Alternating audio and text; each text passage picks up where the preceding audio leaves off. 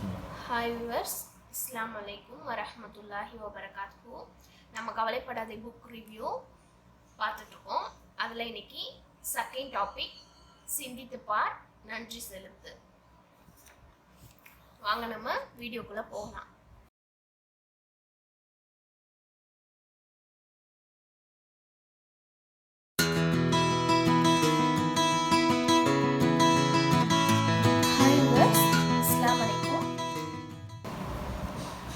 சிந்தித்து பார், நன்றி செலுத்து.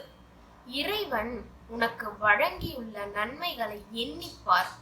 அவற்றின் எண்ணிக்கை உன் மேலிருந்தும் கீழிருந்தும் நிரம்பி வழியும்.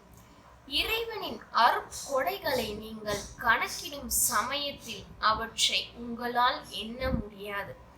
அல் குர்ஆன் 14வது அத்தியாயம் 34வது வசனம். உடல் நலம், நாட்டில் அமைதி, உணவு, உடை, காற்று, தண்ணீர் ஆகிய அருட்கொடைகள் அனைத்தையும் உனக்கு கிடைத்துள்ளன. உலகம் உன் வசம்தான் உள்ளது, ஆனால் இதை நீ உணர்வதில்லை. வாழ்க்கை உன் கையில்தான் இருக்கிறது, ஆனால் இதை நீ அறிவதில்லை. அவன் தன் அருட்கொடைகளை மறைவாகவும் வெளிப்படையாகவும் உங்கள் மீது பொழிந்திருக்கின்றான். அல் குர்ஆன் 31வது அத்தியாயம் 20வது வசனம். கண்கள், நாவுகள், உதடுகள், கால்கள் ஆகிய உறுப்புகள் உன்னிடம் உள்ளன. ஆகவே மனித ஜின்களாகிய நீங்கள் இரு வகுப்பாரும் உங்கள் இறைவனது அருட்கொடைகளில் எதனை பொய்யாக்குவீர்கள்? அல் குர்ஆன் 55வது அத்தியாயம் 13வது வசனம்.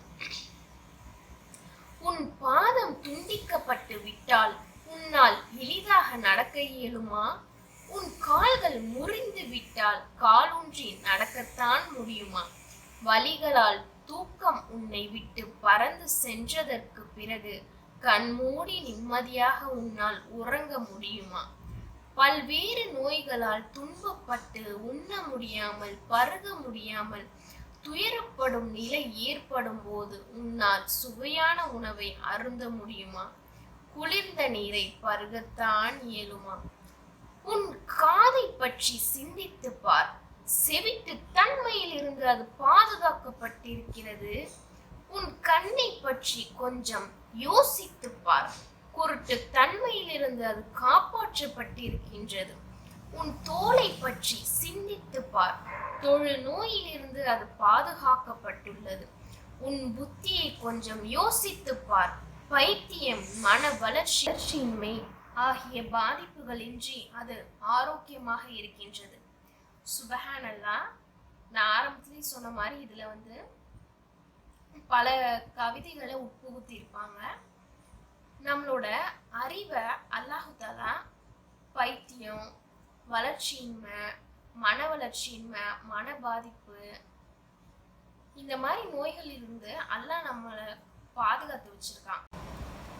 அல்லாஹ் நம்மளுடைய மூளையை எவ்வளோ அழகா ஆரோக்கியமா நம்மளுக்கு கொடுத்துருக்கான். அதை என்னைக்காச்சும் நம்ம சிந்திச்சு பார்த்து நன்றி செலுத்தியிருப்போமா? உன் கண்கள் உஹத் மலை அளவு தங்கத்துக்கு ஒப்பானது என நீ கணக்கிடுவாயா? சஹ்லான் மலையின் எடைக்கு வெள்ளியை பெற்றுக்கொண்டு உன் கேட்கும் திறனை விற்க விரும்புவாயா?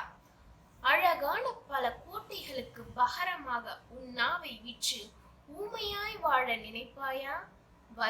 வைடூரிய மாலைகளை எடுத்துக்கொண்டு உனது கைகளை விற்கத்தான் முன்வருவாயா? உன் கண்கள் உஹத் மலையளவு தங்கத்துக்கு ஒப்பானது என கணக்கிடுவாயா? சஹ்லான் மலையின் எடைக்கு வெள்ளியை பெற்றுக்கொண்டு உன் கேட்கும் திறனை விற்க விரும்புவாயா? அழகான பல கோட்டைகளுக்கு பகரமாக உன் நாவை விற்று ஊமையாய் வாழ நினைப்பாயா? வைடூரிய மாலைகளை எடுத்துக்கொண்டு உனது கைகளை விற்கத்தான் முன் வருவாயா? எல்லா அருட்கொடைகளும் உனக்கு முழுமையாக வழங்கப்பட்டுள்ளன. அதிகமான நன்மைகளும் உன்னிடம் உள்ளன. ஆனால் இவற்றை அறியாமல் கவலையுடன் துக்கத்துடன், சோகத்துடன், வருத்தத்துடன் நீ வாழ்ந்து கொண்டிருக்கின்றாய். ஆனால் இருப்பதை நினைத்து இறைவனுக்கு நன்றி செலுத்துவதில்லை. பொருளாதார இழப்பு ஏற்படும் போது இடிந்து போய் விடுகின்றாய். மகிழ்ச்சியின் திறவுகோல் உன்னிடம்தான் உள்ளது. எல்லா நன்மைகளின் அருட்கொடைகளின் கரு ஊலங்களும் உன்னிடம்தான் இருக்கின்றன. இவற்றை சிந்தித்து பார். இறைவனுக்கு நன்றி செலுத்து. உங்களுக்கு உள்ளாகவும் நீங்கள் ஆழ்ந்து கவனித்து பார்க்க வேண்டாமா? உனக்குள் சிந்தித்து பார். உன் குடும்பத்தை, வீட்டை, வேலையை, ஆரோக்கியத்தை, நண்பர்களை, உன்னை சுற்றியுள்ள இந்த உலகத்தை நன்றாக சிந்தித்து பார். இறைவனின் அருட்கொடையை அவர்கள் நன்கறிந்த பின்னரும் அதை அவர்கள் மறுக்கின்றார்கள். அல் குர்ஆன் 16வது அத்தியாயம் 83வது வசனம். முடிந்தது முடிந்ததுதான். கடந்த காலத்தை நினைத்து வருந்துவது, அது மீண்டும் வராதா என ஏங்குவது, அப்போது ஏற்பட்ட காயங்களுக்காக கவலைப்படுவது, இவையெல்லாம் அறிவின்மை, பைத்தியகாரத்தனம், உனது விருப்பத்தை கொலை செய்து நிகழ்கால வாழ்க்கையை சிதறடிக்கும் செயல். அறிவுடையோரை பொறுத்தவரை நேற்றைய கோப்பு என்பது கட்டப்பட்டு மூடப்பட்டு விட்டது. எவரும் அதை பற்றி மீண்டும் பேச போவதில்லை. அது நிரந்தரமாக மறதி சிறையில் அடைக்கப்பட்டு விட்டது. உறுதியான கைவிலங்குகளால் பூட்டப்பட்டு புறக்கணித்தல் எனும் சிறையில் அடைக்கப்பட்டு விட்டது. இனி ஒருபோதும் அதனால் வெளியே வர முடியாது. எல்லா கதவுகளும் மூடப்பட்டு விட்டன. இனி அதனால் வெளிச்சத்தை பார்க்க முடியாது. ஏனென்றால் அது முடிந்து விட்டது, மறைந்து விட்டது. கவலை அதை திரும்ப கொண்டு வராது. தூக்கம் அதற்கு தீர்வாகாது. சோகம் அதற்கு மருந்தாகாது. வேதனை அதற்கு மீண்டும் உயிர் கொடுக்காது. ஏனெனில் இது இல்லாதது. எனவே கடந்த காலத்தின் மாயையில் நீ வாழாதே. இல்லாத பொருளின் நிழலில் நீ வாழ நினைக்காதே. நேற்று என்னும் பேயிடமிருந்து முதலில் உன்னை காப்பாற்று. ஆற்றை அது உருவாகும் இடத்திற்கே திருப்பிவிட விரும்புகின்றாயா? சூரியனை அது உதிக்கும் திசைக்கு அனுப்பிவிட நினைக்கின்றாயா? குழந்தையை தாயின் வயிற்றிற்கே திருப்ப அனுப்ப முயல்கின்றாயா? பாலை மார்பிற்கே திருப்பி விடலாம் என கருதுகின்றாயா?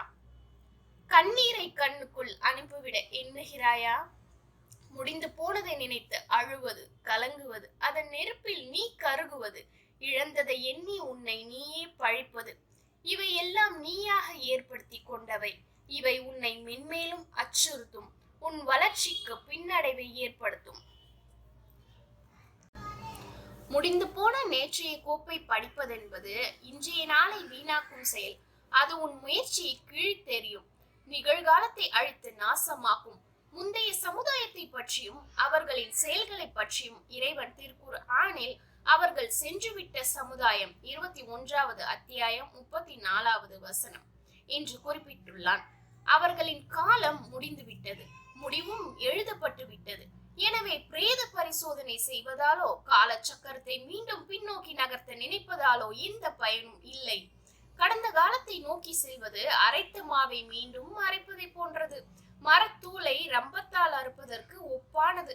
பண்டைய காலத்தில் நடந்து முடிந்ததை நினைத்து அழுபவனிடம் இறந்தவர்களை அவர்களின் சவக்குழியில் இருந்து எழுப்பி விடாதே என கூறுவார்கள். மனிதர்கள் கழுதையிடம் நீ ஏன் அசை போடுவதில்லை என்று கேட்டார்கள். அதற்கு அந்த கழுதை நான் பொய்யை வெறுக்கிறேன் என கூறியது.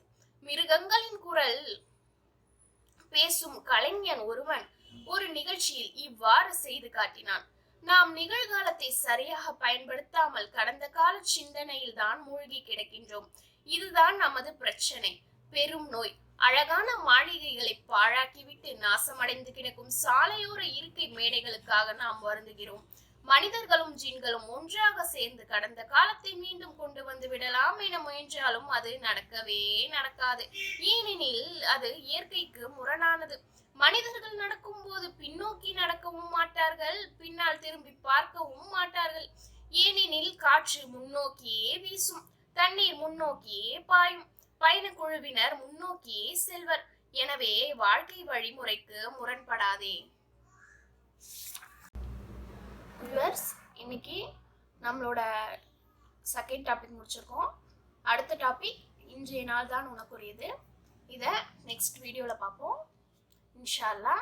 அஸ்ஸலாமு அலைக்கும் வரஹ்மத்துல்லாஹி வபரகாத்துஹு. எங்களோட வழிகளை வழிகளா மாத்த சப்ஸ்கிரைப் பண்ணுங்க. தேங்க்ஸ் ஃபார் வாட்சிங். Like and share, comment.